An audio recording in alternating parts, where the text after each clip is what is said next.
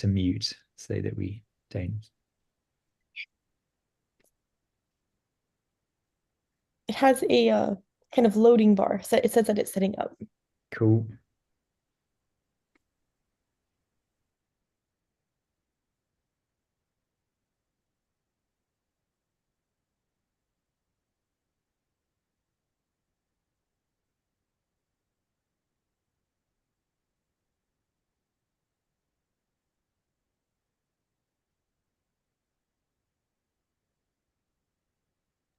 So the website came up and then it has like a play button. Do I need to hit the play button or is it streaming already?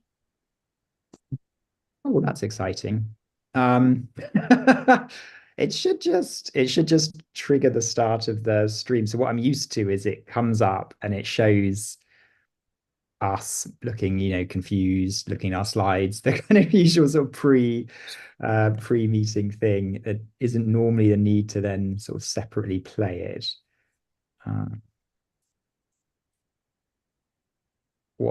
There's one thing I can do. Let me get rid of that.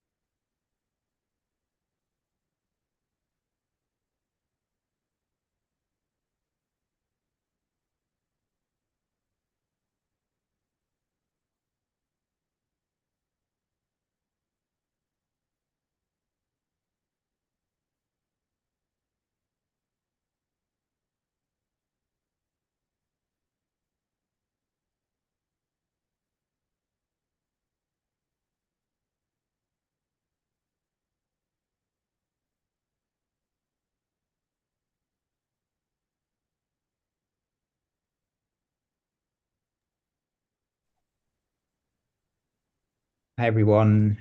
Just give it another 30 seconds as folks come in, and I'll try and recover the intro slide.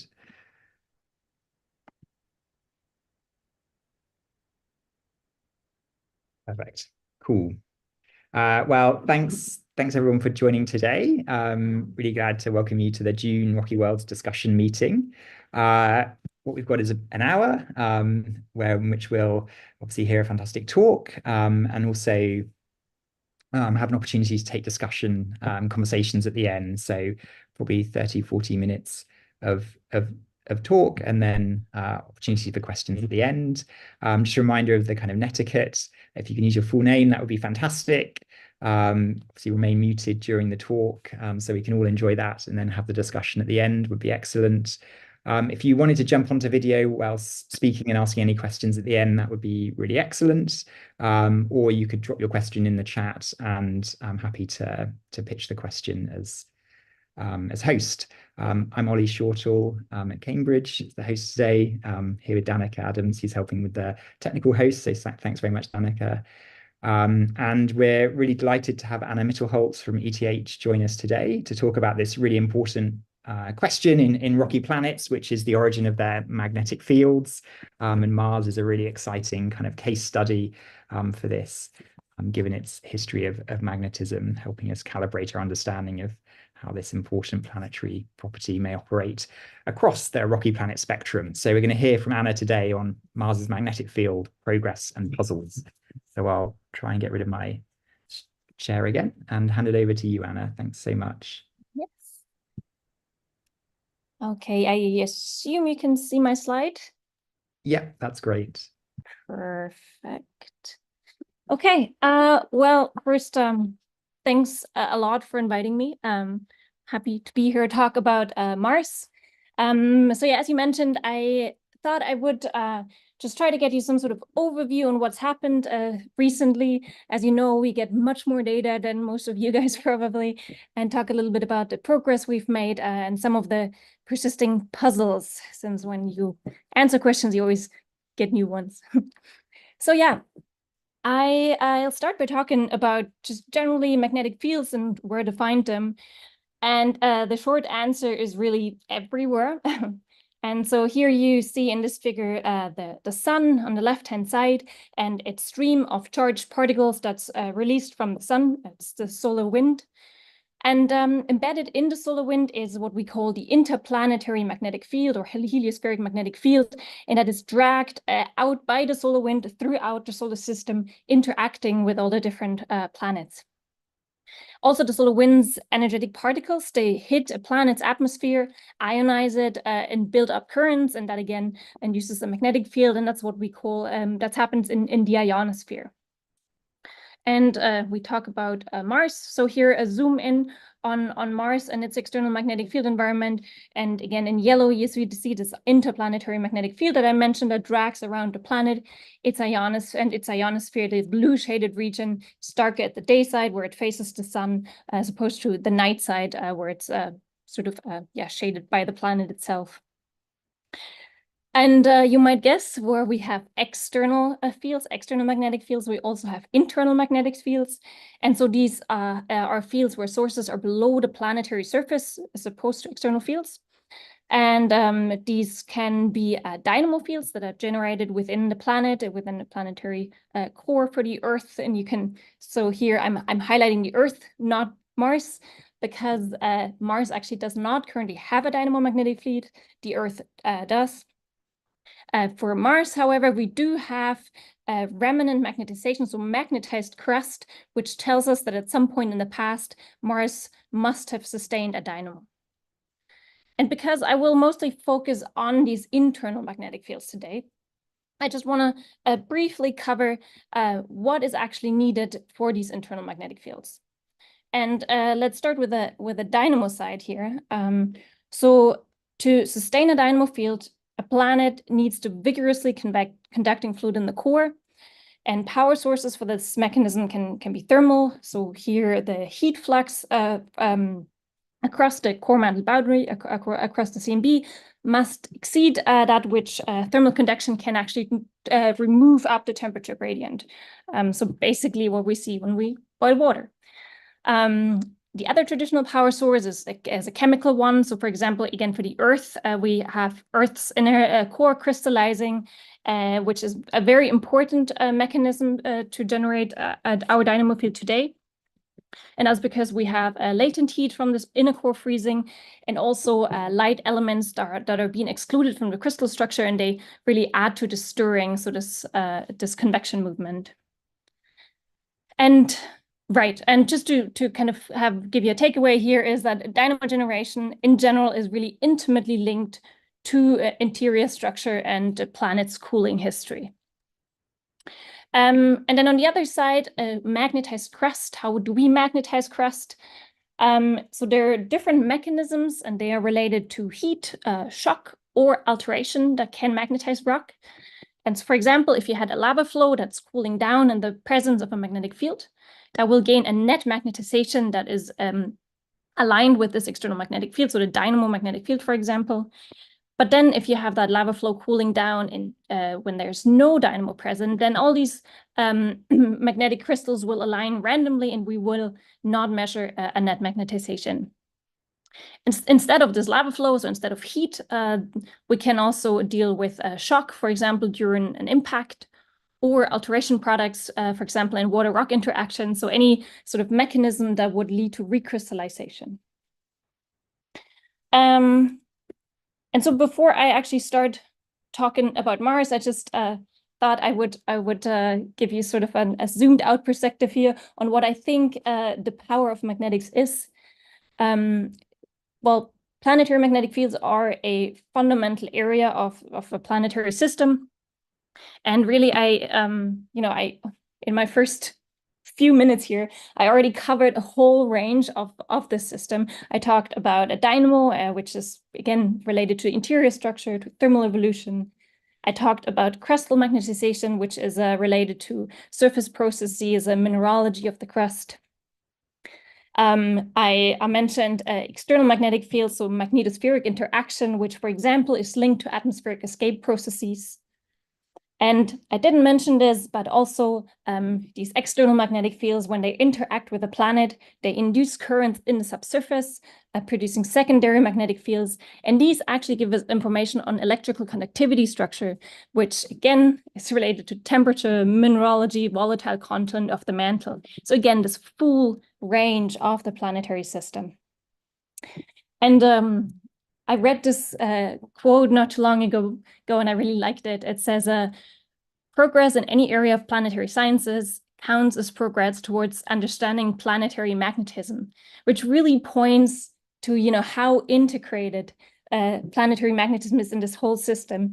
And you can, of course, also turn it around and say, okay, any progress we make in understanding how a planet's magnetic field is generated, how it works, will help us understand this whole picture. And with that in mind, I'll just want to tell you what I want to talk about today. And so in general, my talk today will basically be guided by this timeline here and missions that happened at those times. Well, because compared to many of you, I am very spoiled when it comes to data. I'm aware of that. And yeah, I will first provide you with I call it starting point picture of Mars. And that is, oops, there you go, starting point picture. And that is related to the Mars Global Surveyor mission, MGS. MGS was in orbit for from 1997 to 2006, and for most of its time, it spent at 400 kilometers altitude carrying a magnetometer. So we have very good coverage at this specific altitude. And from this starting point, I will then move on to looking at more recent data that we've gotten from MAVEN since 2014. It's been orbiting Mars. And it is very special for us magnetists because it actually covers very different altitudes compared with MGS. So it has this elliptical orbit, meaning it gets far closer to the surface on one side and then reaches far further out into the external field environment. Low altitude means increased resolution when it comes to internal fields. And then these orbits that reach very far out allow us really to capture all these different external field phenomena. I will focus on the first one, on the lower altitude coverage. Then we landed on Mars with InSight. InSight actually did carry a magnetometer, so that provided us with a very different perspective of the field at one location. And then to end with, I will very briefly describe what I think the future should be in terms of Mars exploration and the kind of measurements that would really enable future progress. Okay, and while talking about all of that, I want to keep in mind a quote that I mentioned earlier, and I'll actually very briefly mention some InSight findings that their main instrument, the seismometer, mostly enabled, and that really affect our understanding of the magnetic field now. Okay, so let's start. Let's meet Mars, and I will start by talking about some important geological structures that are large scale. And large scale means they are resolvable from high altitude, from our starting point measurements, the Mars Global Surveyor mission that I mentioned. And I will point out those features in the upper map here. That's the topography map of Mars. Blue is very low. The red brownish is very high up. And a crustal magnetic field model for at 130 kilometers. But to start with, I just want to mention the most important and first order observations that you can actually see by just looking at that field map right away. And in some ways, I mentioned this already. First order observations, and this is actually observations that were enabled by Mars Global Surveyor. We did not know this before. Mars Global Surveyor detected strongly magnetized crust. Actually very strongly magnetized crust in places an order of magnitude stronger than what we have on Earth. And the conclusion was that there must have been a dynamo operating at some point in time. And so that obviously was a very important finding back then. So then, again, focusing on more specific features, let's start with the most obvious one, the dichotomy. So the largest scale feature on Mars, that's very obvious, especially in the topography map, is the dichotomy. So you see that northern smooth basin structure versus the southern cratered highlands. There are different hypotheses on the origin of that dichotomy. The leading idea is that it was a large impact that removed large parts of the crust, possibly also some 1 degree convection pattern that would have thickened the crust in one hemisphere. And also in terms of timing, it is the oldest geological structure we see on Mars, so it underlies any other geological feature. And then magnetically speaking, most of the strongly magnetic regions are in the southern hemisphere, so in that really old cratered southern hemisphere. Then also very big, very important in the context of magnetic fields are the big basins. So there are specifically 4 that I want to point out. That's Hellas, Utopia, Isidis, and Argyre. They're very obvious in the topography data, but actually also stand out quite a lot in the magnetic field data, in that there is a lack of magnetic field signatures associated with those. And I highlighted them with the red circles in the magnetic field map. And these are really important, but I'll actually get back to how this lack of magnetic fields was interpreted. In terms of timing, these basins are thought to be approximately 4 billion years old. Then volcanism has been active on Mars really until quite recently, and many young volcanic areas that are basically demagnetized are indicators that the dynamo ceased before volcanic activity did. So you can see that in the regions that are not grayed out, that is all that's been mapped as volcanic surface material. And again, here north of Tharsis, this is obviously very young, younger than the dynamo operated, because otherwise it should have been magnetized. And then finally, I plotted valley networks as mapped by Hinek et al. So these are these runoff features that we observe across the surface and mostly along the dichotomy line. And something that's interesting is that we actually, in almost all places where we observe those valley networks, we also observe magnetic field signatures. Not saying that they're related, but this is a pretty interesting observation, I think. And these valley networks have been mapped to be approximately 3.7 billion years old, with some later episodes as well. Okay, so from these first observations that, again, they're all large scale, they were all possible with MGS, really 2 main questions came out of this data set. And the first one is related to the dynamo. So when did the dynamo actually operate? When was all this magnetization in place? And also how, why, like what was the mechanism that dynamo operated in? And yeah, and what led to this observed pattern of magnetization we observed on the surface.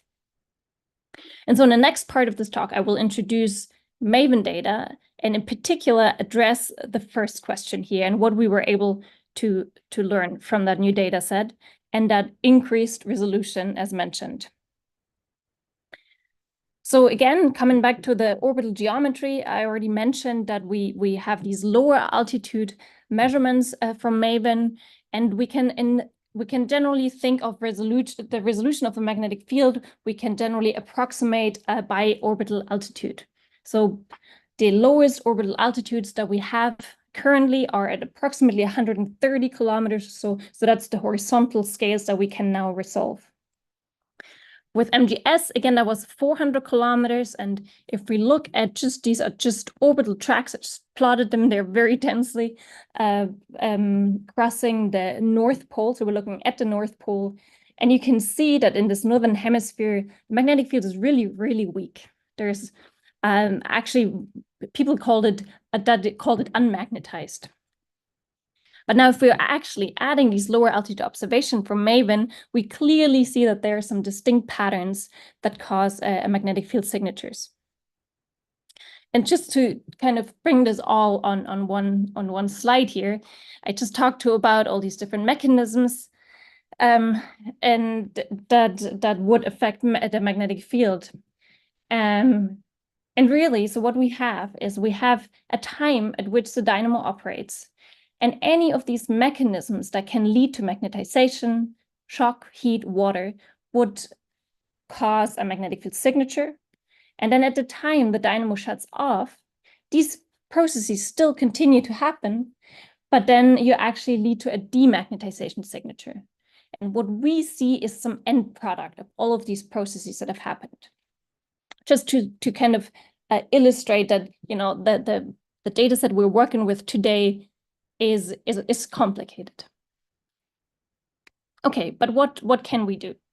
And I want to come back to these observations of the big basins, because these were really what was driving how we thought about the Martian magnetic field for quite a while. So again, at 4 billion years, these basins impacted, and we see basically no magnetic field signatures above them. This led to the conclusion that the dynamo must have operated before or after, but not while these impacts happen, because then these big melt pools, these big the shock should have led to magnetization.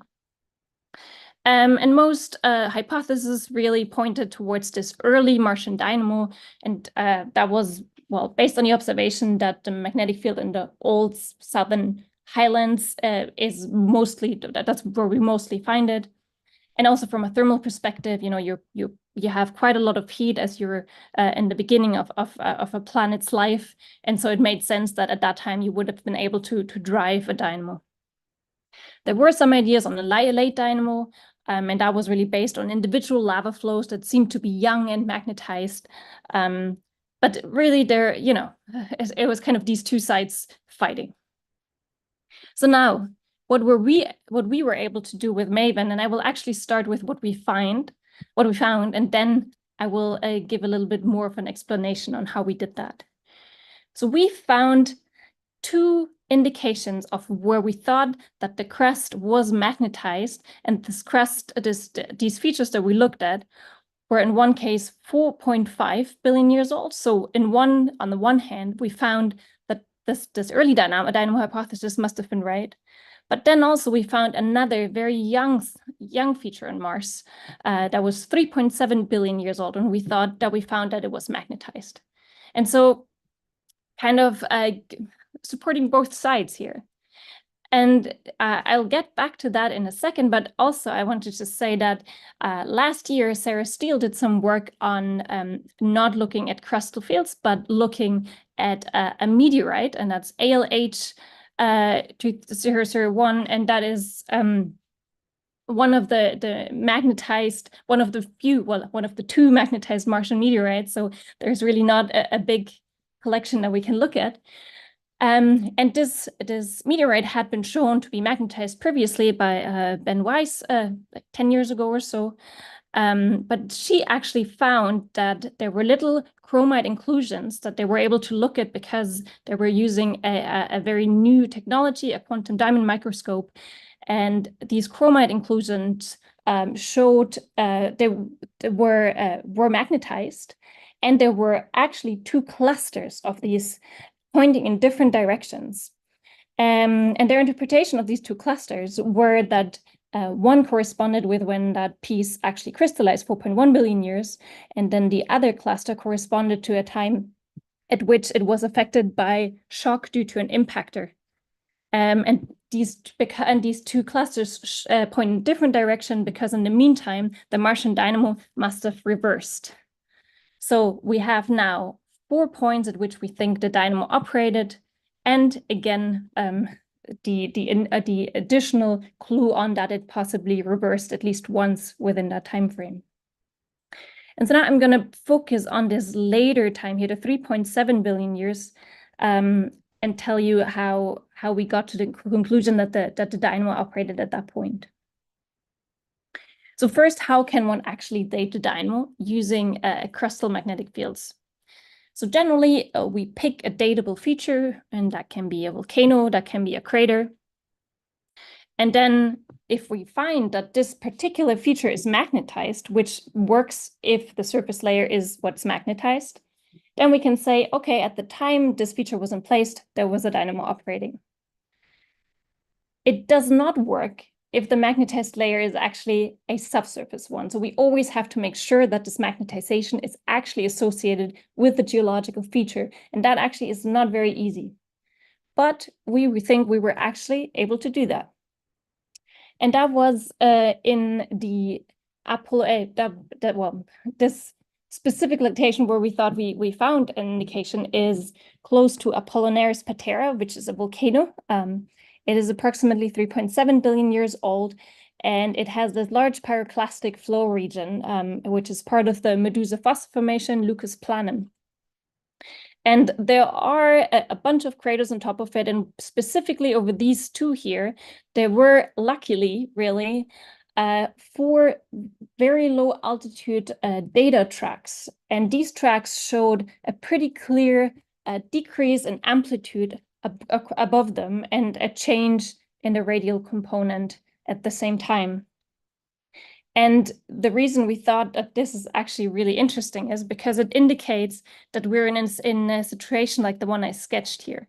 So we think that what we're actually dealing with is a surface magnetized layer. We know the age of that layer, of that lava flow, again, approximately 3.7 billion years. And that means this crater is actually a demagnetization signal. The near surface layer is magnetized, and that we think is the first evidence for this on Mars. And this is interesting because, again, Lucus Planum is young, and it means that the dynamo operated at the time it was in place.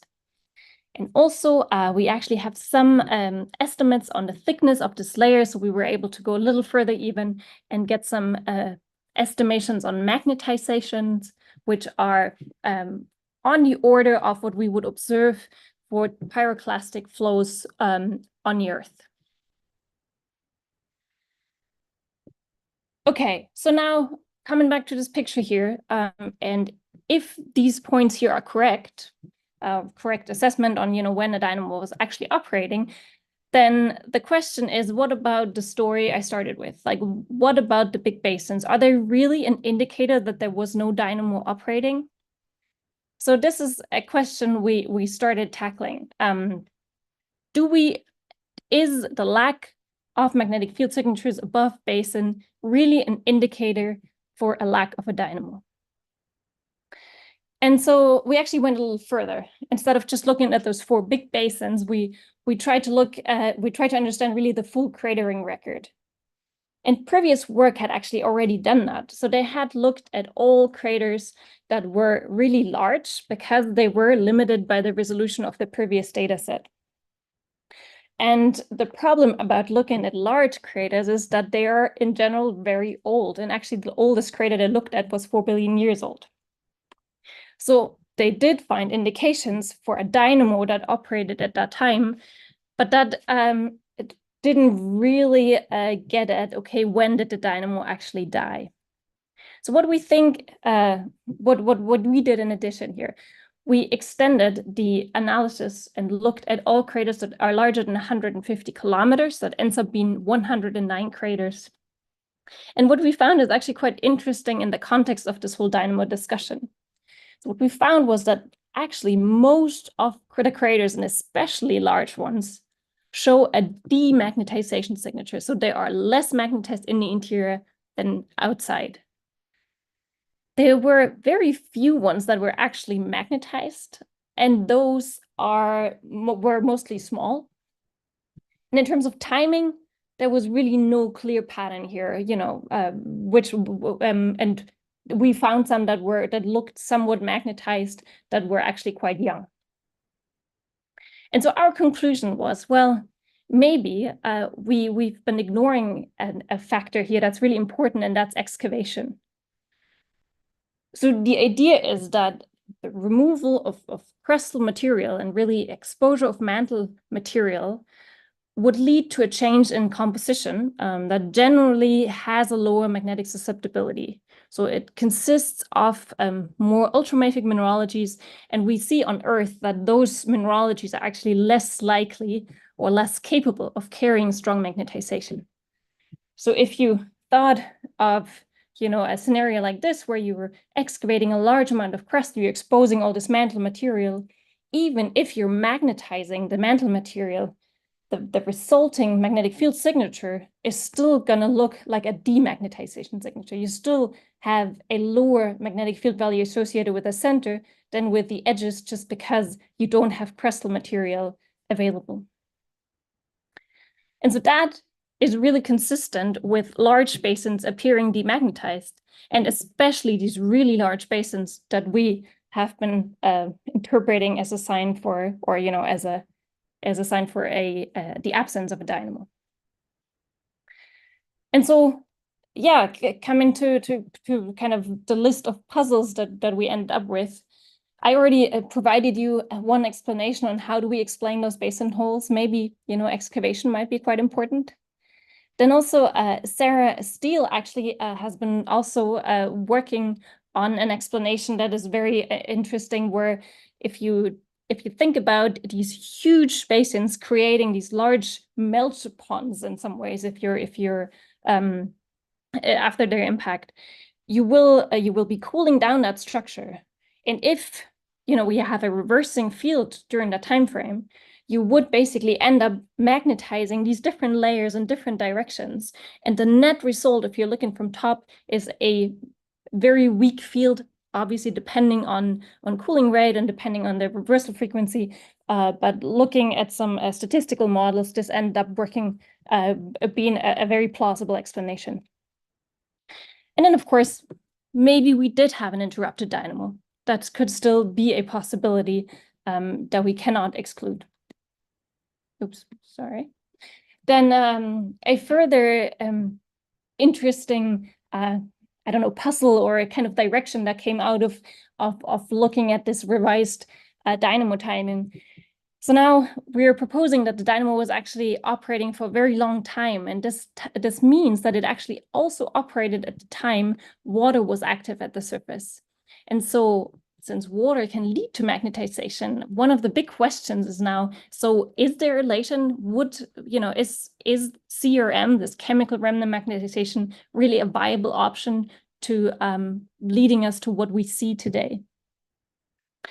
And then, of course, the dynamo, yes, we were able to put some constraints, but when did it really cease? And I'll talk a little bit more about the dynamo in a little bit. Okay, so now let's briefly land on the surface of Mars with InSight.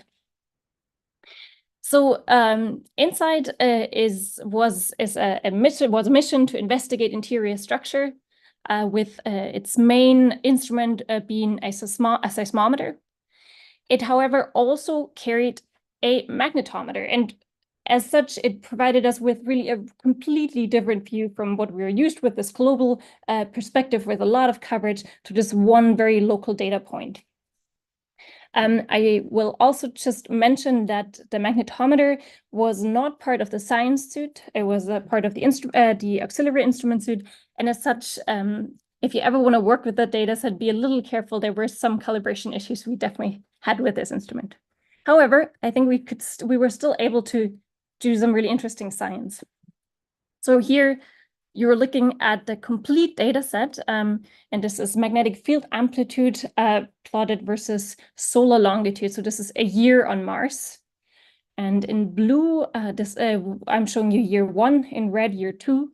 And it clearly shows you that to start with, we had a quasi-continuous data set that ended up not being continuous in the end anymore because we had some power issues and could only turn on our instrument once in a while. So what do we see? We see this range of observations, these variations in the time series, and those are about external field fluctuations. And then we see sort of the average field here, and that is what we associate with the static field, so the crustal field at that specific point. So now how does that compare with what we saw from orbit? So from orbit, using satellite data, we make these models, and I'm showing you actually 2 different models here. The red one was just based on the very old data set, the Mars Global Survey data set. The blue one includes lower altitude data, so lower altitude, smaller resolutions. And so at InSight, if we use those models and predict what the field would look like at the surface, so the y-axis here is altitude above surface, then you end up with 100 nanotesla for the older model, and then with 300 nanotesla for the MAVEN-based model. Again, showing you already that including these smaller wavelengths, we get these higher fields that we just cannot observe from higher up. But now what's actually really interesting is that if we look at the field at the surface with InSight, we end up with a magnetic field measurement of 2000 nanotesla. So that is, 7 times or so stronger than what we would have predicted. So what does this mean? It really means that wavelengths that we are seeing at the surface are not resolvable from satellite orbit. So there's a lot of information that we're currently not capturing. And again, resolution is really key. And I'm not going to dwell on this single data point in terms of crustal magnetization, because what does this one value mean? It's actually very hard to say. We measure a magnetic field of 2000 nanotesla. We do not know if that is because we have a very thick but not so strongly magnetized layer, or very thin but much stronger magnetized layer. It is a non-unique problem. We can't say. We can, of course, incorporate some information that we have, and that is, for example, from layering that we get from the seismometer. Seismometer was able to characterize the crust. We also have some idea on the age of these different layers. And so if we take these constraints and make some educated guesses on what that means for magnetization, we can, again, this will influence the burial depth of the layer. So for example, we could say maybe just the lower 2 layers are magnetized, this upper one probably not. This also includes very young flows. Then we end up with a magnetization of 2 amps per meters. And so again, so these minimum required magnetizations that we get are consistent with an ancient dynamo of Earth-like strength if we take typical lithologies that we have on Earth. But really, it's very hard to do much with a single station in terms of crustal magnetic fields. However, as I mentioned, obviously we had a full range of instruments that were aiming towards characterizing the interior structure, which of course is related to the dynamo. And so this here was a paper from 2021, one of the first results papers about the interior structure, where the first core reflections were found and these SCS phases. And already then what they indicated was that the core is apparently really large and light, larger than what was assumed previously. And why does it matter? Well, a large radius means that the core has to be of somewhat lower density to account for the overall density structure. And that in turn means that we need a large amount of light elements. Light elements increase the melting point, and that means it's very hard to actually crystallize an inner core. Also, we haven't actually detected any phases that would indicate that there is an inner core. This, in terms of a magnetic field, is important because, as I mentioned earlier, for the Earth, this inner core crystallization is really one of the main drivers of our dynamo field. We don't have this source of energy on Mars, likely. And yeah, so because I don't have time, I will just mention this first result. But since then, more has happened, and actually also others have confirmed that we're looking at the relatively large core, and that inner core crystallization is probably not an option. Also, what's also really relevant for this discussion is recent experimental data. So in these high pressure experiments, it's been shown that thermal conductivity of a sulfur-rich core, such as the one that we have for Mars, actually results in values that are, well, 5 to 30 watts per meter Kelvin, so are much lower than what has actually previously been used for modeling purposes, and partially an order of magnitude lower. And that's really important because a low thermal conductivity means means that the conduction is not so much of a process that can transport heat easily, and therefore convection is actually quite important. And so as a takeaway here, we have a large core, which is rich in light elements, and therefore we have likely no inner core and low thermal conductivity. And this is a range of findings that I'm listing here that have yet to be incorporated into our understanding of what this actually means for the Martian dynamo. And I don't just want to not mention it. The magnetic field measurements on Mars were actually really useful in understanding a range of different phenomena, because you could actually see we had basically a magnetic observatory operating on the Martian surface. And we did a lot of work on that. And also the other aspect I mentioned on thermal conductivity is actually something that we've been working on recently. And so also in terms of that, we've been able to address this topic further. Okay, and an incomplete list of puzzles when it comes to surface measurements. In terms of the crustal field, we landed in one specific location. And of course, we don't know if this is a really local effect, or we land in a very funky place that was just, really strongly magnetized for some random reason. We also don't know where this magnetization signature, magnetic field signature came from. So what's the source? And so really the regional structure of the field is not something we can address with this. In terms of the dynamo field, again, I think we've learned a lot about different properties on the core. And so now the next task is really to put those observations together and think about dynamo mechanisms and timing from that perspective. Okay, and to finish this off, I'm just gonna briefly tell you what I think should come next, and that is regional surveys. So I showed you this plot earlier. These are predictions for the magnetic field at the surface. And now I'm plotting on the side here this distribution of craters and their diameters. And so you can see there are many more smaller ones than bigger ones. And this is just to say that, the smaller wavelengths we can resolve, the more features we can actually look at. There is much more small scale stuff happening.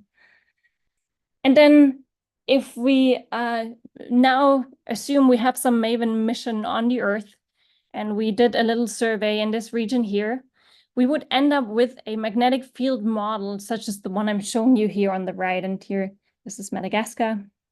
And so now let's actually say, no, let's keep going. Let's go close to the surface and see what our magnetic field map looks like then. And then that's when it gets really interesting, because these stripes that we see, they're of course the 5 famous stripes along the mid-oceanic ridge. They provide a record of plates moving over time as the dynamo changes polarity. And so really plate tectonics and the dynamo in action. And that's just to say on that the potential of what we might learn with a regional study on Mars is huge. NASA has shown that we can fly on Mars. Possibly we will fly on Mars again. It's not so sure anymore. And as such, we have with a group at JPL who are working on the Mars helicopter, we've sat down, talked about different mission scenarios and what kind of question we could possibly address. So I'm really hoping that this will go forward. So what else? We'll see what happens with Mars 2020 sample return. Obviously, a sample return would provide us with some rocks to be analyzed in a lab, rocks that are not affected by shock, by re-entry. And so these could be very valuable in terms of understanding magnetization sources on Mars. And then, of course, again, I would really advocate for getting closer to the surface on sort of a more regional scale. And with that, I will just say that, yeah, progress has been made on different fronts, and progress on through increased resolution thanks to the MAVEN satellite data, progress through really new perspectives that we've gotten from the surface, and also with important constraints on the interior from other instruments. And lastly, progress 3 is really not so much progress, it's more an ongoing effort to bring these low altitude platforms to the surface and advance not just planetary magnetism, but planetary sciences as a whole. And with that, I am happy to take questions. Thank you. Fantastic. Thanks so much, Anna, for that really brilliant tour through Mars's magnetic history and the observations constraining it. That was really interesting. Yeah, just to repeat what we said at the beginning, if you've got questions, please put your hand up, and it'd be great to have people jump onto video and ask questions themselves, or you can drop it in the chat and I can pitch the question. So yeah, please open to questions. I had one question to get us going. I think, Anna, you mentioned that the strength of magnetic field that had been observed was in some cases, or remnant magnetization that had been observed was stronger than that seen on Earth. Mm-hmm.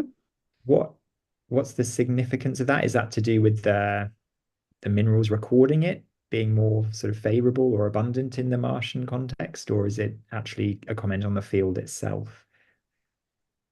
Well, I'm sorry to say, but I can't actually give you an answer. I mean, there are multiple reasons that could lead to these stronger fields. So we could just be dealing with a thicker magnetized layer. That would be sort of a simple explanation. We could be dealing with mineralogies that are particularly good in recording magnetization. We could be looking at something that's a combination thereof. We don't know. I mean, we just, with these magnetic field measurements, is sort of an integrated view from orbit. And we have not been very successful in constraining things like depth or where we would actually find these sources, which is actually also a result of the resolution we're dealing with. It works much better on the moon, where we have much higher resolution. But it's a really interesting question. I don't know. Cool. Any other questions, Anna?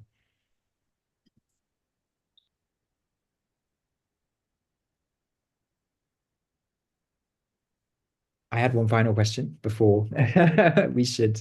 I also have a question. Oh, Christian, yes. Sorry, I didn't see your hand. I didn't put up my hand. I should have. Cool. Well, thanks a lot for a great talk. So, this might be a difficult question, but yeah, since at the beginning you had the quote how everything we learn about planets can also inform us about magnetization of planets, or actually the other way around. Is there something that we could learn from exoplanet observations of rocky exoplanet observations that could help inform these models on Mars? Or is none of the data that we could gather so far useful in that sense? I mean, no, I like this question. So I have not so much thought about exoplanets in sort of my daily life. I have thought a lot about the different planets in our solar system. And even that is sort of, I think, enough to even get at this question, because not even solar system, you can just think about the terrestrial planets. It's actually crazy. With the combination of magnetic field contributions that we see for each individual planet is different, right? In some cases we have a dynamo, or we don't have a dynamo. We have crustal magnetization, we have no crustal magnetization, we have an ionosphere, and all these different, literally, at least for the inner solar system, every body is different, and we don't really understand it very well. Venus, in some ways, is very different, very similar to the Earth. However, there's no dynamo we see. we have a very thick atmosphere. And you know, okay, now I'm bringing in another piece in the discussion, which is this whole idea on how is the ability to keep an atmosphere linked to a magnetic field, a dynamo magnetic field. I mean, for Venus, we have a very thick atmosphere. We have no dynamo, so you know, that would speak for itself. Although possibly Venus just lost its dynamo only, you know, somewhat recently, and what we see now, this atmosphere is still a leftover from the time at which you know, at which that dynamo protected it. I think in terms of exoplanet science, or in terms of kind of generalizing the problem, getting at when a planet has a dynamo, is there any sort of, you know, characteristic of a planet so that it can sustain a dynamo or not, would actually be something that even within our solar system, we don't understand it. So adding, you know, this data set in more like the statistical view rather than this very detailed analysis of magnetic fields could, from my perspective, be a really interesting input. And I hope I answered your question right now. Yeah, I guess in with similar to how often these questions go about how exoplanet science can inform solar system science, that basically just the statistical side of it could maybe help us. Yeah. Yeah, I agree. I think it's always both sides, because again, being able to study the field in such detail, it's just something that we can only do in our solar system. So I think that's really a valuable contribution. And but then this other side of, okay, but we only have so few planets here, so let's look at a bigger distribution and see what we can, how these two sort of different views, how they fit together. Yeah. Yeah. Cool. Thanks. Yeah, thanks for that question, Christian. I had a sort of related question, which was, I mean, I suppose the stepping stone often between, you know, insights gained from the solar system and exoplanets is models of those key planetary processes. So to what extent are models, whether it be thermal evolution models or geodynamo models, able to predict or reconstruct the Martian magnetic history? Mm-hmm. So first, I think these models are really useful because obviously we put some physics into an idea and try if we can regenerate that what we observe. So and for the Earth, I think we're getting better and better at this. For Mars, I think so. One of the big problems. So there's a paper by Doug Hemingway who looked at sort of from more of a modeling perspective, looked at the Martian dynamo. And what was really interesting about this paper was that the problem is that early Mars is not very well constrained, that, you know, if you vary aspects such as thermal conductivity, or so we don't know what the thermal conductivity was, I don't know, 4 billion years ago or so, that has huge effects on what your model does. And he actually showed that, you know, just turning different knobs, you could generate any magnetic history you wanted. Or maybe not any, but you know, you can definitely make many scenarios work.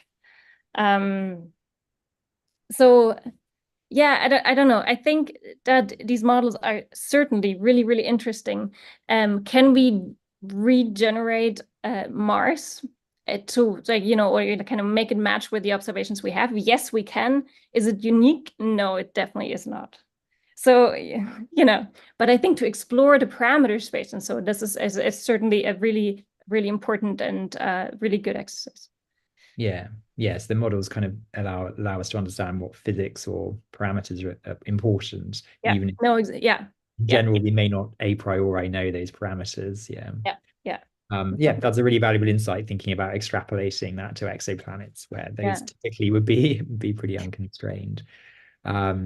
Cool. That's really, really good. So unless there are any final questions, then I think it's time to say that thank you to Anna so much again for joining us and presenting those really cool insights into Martian magnetic history, and especially the prospects of new discoveries to come. It's really exciting. Next month, this Rocky Worlds discussion continues, 3rd of July, and it's Renyu Hu from Caltech talking about JWST thermal emission spectroscopy of 55 Cancri. So looking forward to that and seeing folks next month. Thanks again, Anna, and thanks to Danica for helping with the hosting. Cheers, Thank you, everyone. Anna. That was great.